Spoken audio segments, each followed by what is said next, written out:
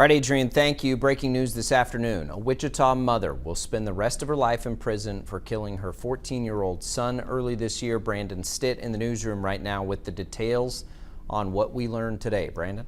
Yeah, Jacob, last month, Kylie Hodges pled guilty to killing her son, Claude Hodges Jr. That happened back in January. Now, this afternoon, a Sedgwick County judge sentenced Hodges to life in prison without the possibility of parole for 25 years. In the courtroom, Hodges waived her right to be present for her sentencing and did not stay for family impact statements. The family frustrated. It's your choice at this point, Ms. Hodges, to vacate the courtroom and not be present. It is so wrong. And it's like, what use is an impact statement?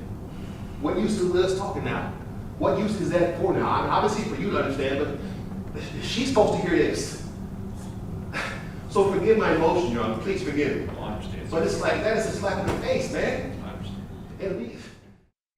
And emotional impact statements did proceed. One of them, Claude's father, the judge calling them very impactful, and if he could do more, he would.